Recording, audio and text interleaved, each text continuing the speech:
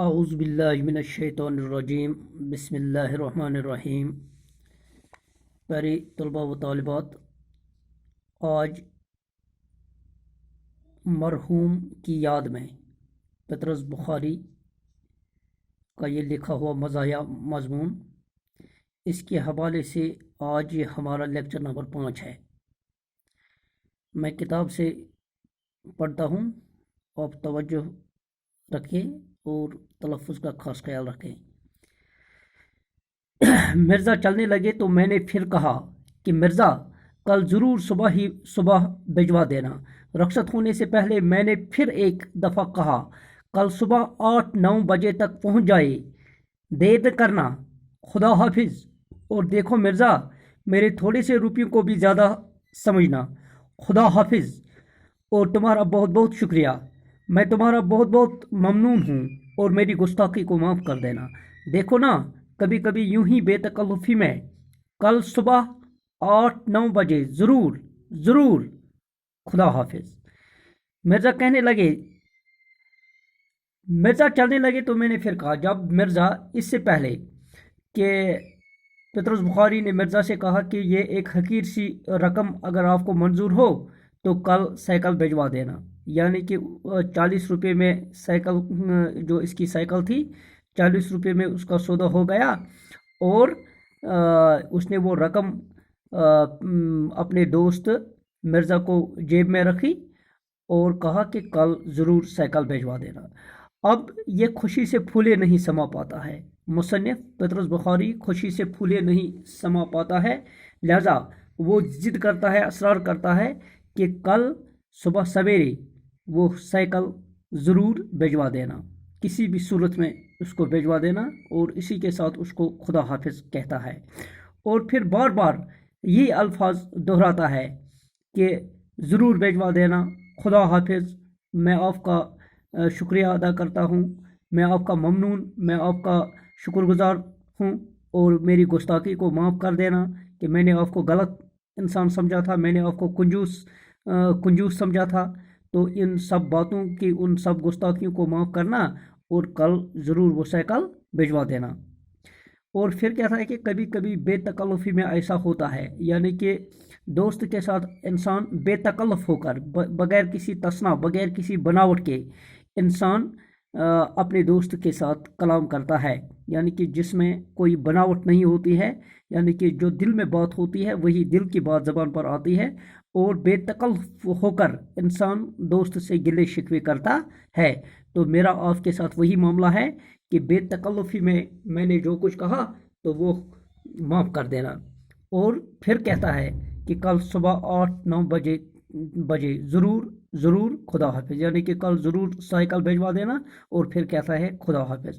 تو یہ جو تکرار ہے، خدا حافظ، کل ضرور بھجوا دینا، اس سے اس کے ذہنی کیفیت اور اس کی قلبی کیفیت کی ہمیں عکاسی ہوتی ہے، یعنی کہ وہ کتنا جذباتی ہے، کہ اس کو سواری کا کتنا شوق ہے، اور یہ سائیکل کی خوشی میں اس کے دلی جذبات کیسے ہے، تو یہ اسی کی عکاسی کرتا ہے۔ مرزا کہنے لگے، ذرا اس کو جھاڑ پونچھ لینا اور تیل وغیرہ ڈلوا دینا۔ تو مرزا نے جاتے سمے میں کہا کہ اس کو جھاڑ پونچھ دینا، یعنی کہ اس کو پوری طرح سے صفائی کرنا، اور تیل وغیرہ بھی اس کو ڈلوا دینا۔ میرے نوکر کو فرصت ہوئی تو میں خود ہی ڈلوا دوں گا۔ اور پھر کہا کہ اگر میرے نوکر کو ہی فرصت ہوئی تو پھر میں یہ خود ہی ڈلوا دوں گا، یعنی کہ تیل وغیرہ اور یہ جھاڑو وغیرہ، یہ اس کو صفائی ستھرائی اس کی، یہ میں خود اپنے نوکر سے کروں اگر اس کو فرصت ہوئی، ورنہ تم خود ہی ڈلوا دینا، ورنہ یہ کام آپ کو خود ہی کروانا پڑے گا۔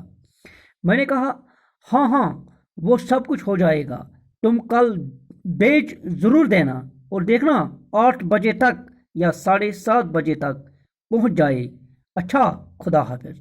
تو یہاں پہ پطرس بخاری نے اس کو جواب دیا کہ یہ سب کچھ کام، یہ سارا کام میں خود کرواؤں گا، لیکن تم ضرور کل وہ سائیکل بھجوا دینا 8 بجے، اور آدھا گھنٹہ اب کم ہی کیا، 7:30 تک ہی پہنچ جائے، اچھا، خدا حافظ۔ رات کو بستر پر لیٹا تو بائسیکل پر سیر کرنے کے مختلف پروگرام تجویز کرتا رہا، اور پطرس بخاری کہتا ہے کہ جب میں رات کو بستر میں گیا سونے کے لیے تو میں مختلف ذہن میں میرے خیالات آتے ہیں کہ میں نے ایک پروگرام تجویز میں کرتا رہا کہ میں اس سائیکل پر سیر کرنے کے لیے میں نے مختلف پروگرام بنائے کہ کہاں کہاں مجھے جانا ہے. یہ ارادہ پختہ کر لیا کہ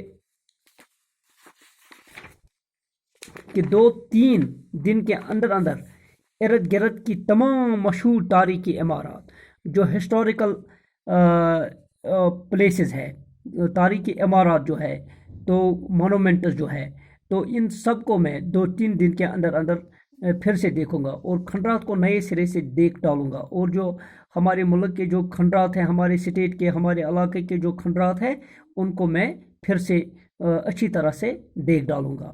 تو یہ میں نے پروگرام بنایا. اس کے بعد اگلی گرمی کے موسم میں ہو سکا تو بائسیکل پر کشمیر وغیرہ کی سیر کروں گا، چونکہ کشمیر سیاحت شعبہ سیاحت میں اپنا ایک منفرد مقام رکھتا ہے. اور کہتا ہے کہ میں نے ایک اور اگلا پروگرام میں نے یہ بنایا کہ گرمی کے موسم میں اگر ہو سکا تو میں کشمیر کو سیر کے لیے جاؤں گا، کشمیر کی سیر کو جاؤں گا اس بائسیکل پر. صبح صبح ہوا خوری کے لیے ہر روز نہر تک جایا کروں گا، اور ہوا خوری کے لیے میں صبح سویرے نہر تک جایا کروں گا اسی سائیکل پہ. شام کو ٹھنڈی سڑک پر جہاں اور لوگ سیر کو نکلیں گے، میں بھی سڑک کی صاف شفاف سطح پر ہلکے ہلکے خاموشی کے ساتھ ہاتھی دانت کی ایک گیند کی مانند گزر جاؤں گا. تو صاف ستھری سڑک سے میں اس طرح سائیکل پہ گزروں گا جیسے کہ گیند گزرتی ہے. ڈوبتے ہوئے آفتاب کی روشنی بائسیکل کے چمکیلے حصوں پر پڑے گی تو بائسیکل جگمگا اٹھے گی، اور جب سورج کی روشنی سائیکل کے حصوں پر پڑے گی تو اس کے حصے یہ تو چمکیلے ہو جائیں گے اور بائسیکل خوب جگمگا اٹھے گی. یعنی کہ یہ سورج کی کرنیں جب سائیکل کے مختلف ایزا پر مختلف حصوں پر پڑیں گے تو یہ میری سائیکل جگمگا اٹھے گی، یعنی کہ یہ چمکے گی. اور ایسا معلوم ہوگا جیسے راج ہنس زمین کے ساتھ ساتھ اڑ رہا ہے، اور ایسا معلوم ہوگا کہ راج ہنس جو ایک خوبصورت جانور ہے تو جیسے یہ زمین کے ساتھ ساتھ اڑ رہا ہے. وہ مسکراہٹ جس کا میں اوپر ذکر کر چکا ہوں ابھی تک میری ہونٹوں پر کھیل رہی ہے. میرے ہونٹوں پر ابھی بھی وہ مسکراہٹ ہے جب مرزا نے کہا کہ مفت میں، اور اس وقت جو ہنسی میں نے ہنسی تو وہ مسکراہٹ اس وقت بھی میرے ہونٹوں پہ موجود ہے. بہرحال دل چاہا کہ ابھی بھاگ کر جاؤں اور اسی وقت مرزا کو گلے لگا لوں. میرا دل چاہتا تھا کہ میرا دوست میں نے اس کو کتنا کنجوس، کتنا عیار، کتنا مکار میں نے اس کو سمجھا تھا.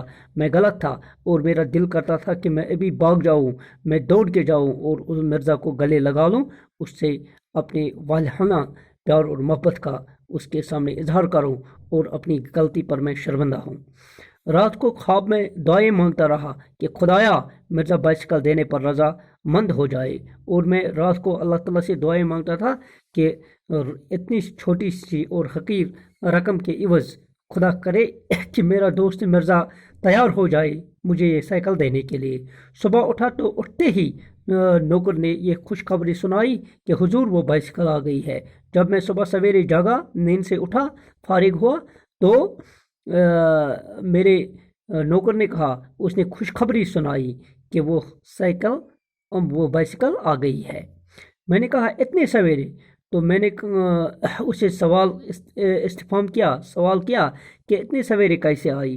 نوکر نے کہا وہ تو رات ہی کو آ گئی تھی، آپ سو گئے تھے، میں نے جگانا مناسب نہ سمجھا. نوکر نے جواب دیا کہ وہ کل ہی اس نے بھیجی تھی لیکن آپ جاگ گئے تھے، میں نے مناسب آپ کو جگانا نہیں سمجھا، آپ کی نیند میں خلل ڈالنا میں نے نہیں چاہا.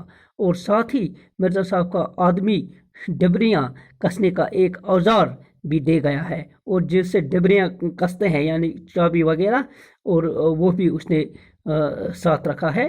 ڈبری کسنے کا ایک اوزار بھی اس نے ساتھ رکھا ہے.